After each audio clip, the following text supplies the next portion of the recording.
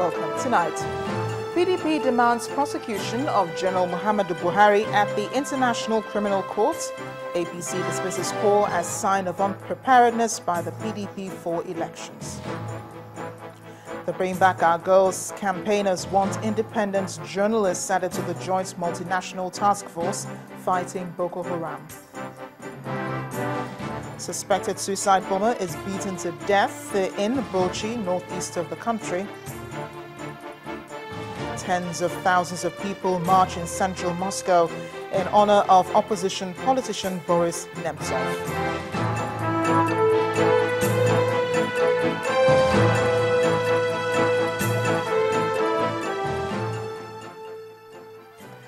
The war of words between the People's Democratic Party, the PDP and the All Progressives Congress, APC, may not end anytime soon, as the PDP today demanded the prosecution of General Muhammadu Buhari for alleged post-election violence during the last presidential elections. The Director of Media and Publicity for President Goodluck Campaign Organization, Mr. Femi Fani-Kayode, told newsmen in Abuja today that the APC's presidential candidate must face trial for post-election crimes. No matter what they do or say, we are certain that Nigerians will reject such a lying party at the polls during the March 28th elections. And after that is done and General Buhari is rejected at the polls, General Buhari may have to prepare to face charges of human rights abuses and criminality filed against him before the International Criminal Court on account of the 2011 electoral violence.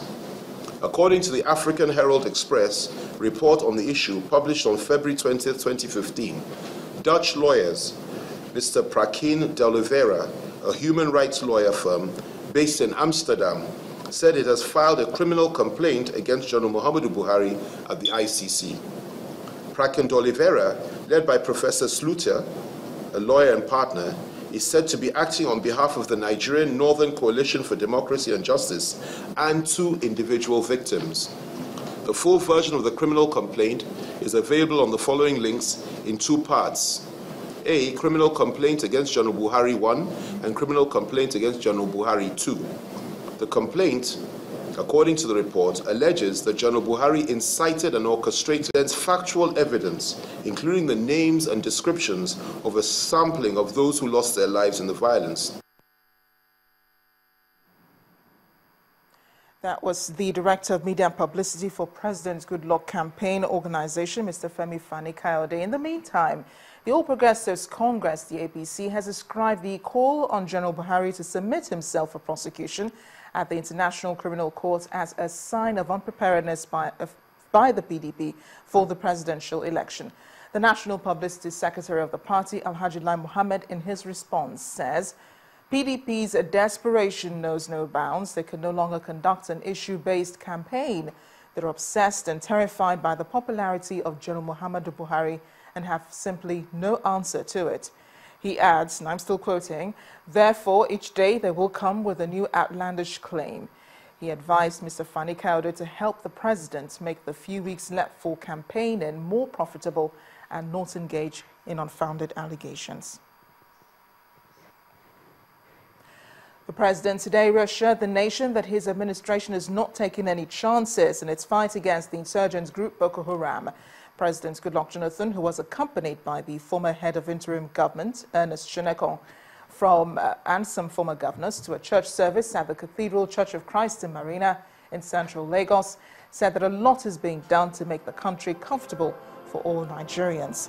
He said despite the drop in oil prices, the government is stabilizing the economy and putting things in place to bring Boko Haram's activities to an end.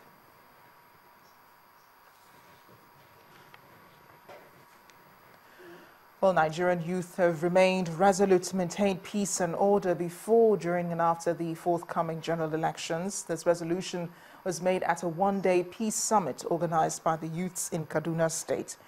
The youths agreed never to allow themselves be used by politicians, saying they will desist from any action that would cause a breach of peace. The youths in the past have always been used by politicians as thugs during campaign rallies and election. With less than a month to the presidential election, there is growing tension and apprehension across the country. It is against this backdrop that these youths have gathered here to brainstorm and caution themselves from indulging in violent acts during the forthcoming elections. The summit, which has as its theme Unity in Diversity, has in attendance members of the Ijo Youth Congress, Ohaneze Ndibo Youth Forum, Arewa Youth Consultative Forum, and the Student Union representatives across the country. Today what we are doing here is to build bridges across ethnic nationalities. Ethnic nationalities of the Niger Delta, the South, and the Southeast are here, in solidarity and to form an alliance with the Northern leaders. It is our responsibility, not minding where you come from, not minding the religion you belong to, not minding your background or whatever you think you are as regards to your religion or even the tribe you come from. The most important is that the election will be conducted. Whoever emerges at the end of the day, of course, Nigerians should give him support. The high point of the event was the signing of a peace accord and release of pigeons, signifying peace and unity. Period before now, the Igbos in 19 northern states have been running down home. Period before now, there is this fear that the life and the properties of Ndibo in 19 northern states are not guaranteed period to this election. But today, I'm a happy man because I am going back home to assure my people who have run away from 19 northern states to return to the north that we have signed a peace pact, that their life and their properties will be guaranteed by the Arewa youths and by the northern youths. We are supporting the deployment of army at any polling unit. We don't want the repetition of what happened in 2011 and 2015. While cautioning politicians not to see the forthcoming polls as a do-or-die affair, the youths advised themselves to vote in the elections based on their convictions and not on what they hope to gain from the politicians. We're staying with security issues. Internally displaced persons from over 100 communities in Nasarawa State have received relief materials worth over 100 million naira as part of their resettlement package from the state government. The relief materials, comprising building materials, food and beddings, were presented by Governor Tanko Almakura to representatives of IDPs from various communal crises across the state. Also was the launch of Hilux vans for each of the 10 newly created resettlement and security centers in areas considered prone to violence. A disaster so visible it unites the government and the people. Some lost relatives, others their property. The local economy itself was ruined in some parts of Nasarawa State. That was last year. And now the government comes to the rescue with relief items ranging from building materials to food, beddings and toiletries worth over 100 million naira. The governor tells the IDPs to take solace and rebuild their lives. Some bitter experience we have had in the past has made us learn our lessons, that before we could venture or risk taking people back into the wilderness, we must ensure beyond all reasonable doubt that when they get back home, they are secure. Secretary through the state government provided details of the relief items purchased for distribution to the IDPs. Trailers of cement. Life is difficult at the camp, the IDPs say, and living off charity and goodwill has helped their situation, but would rather live by their own means, as they did before the conflict. How do you cope with life? The damage was extensive.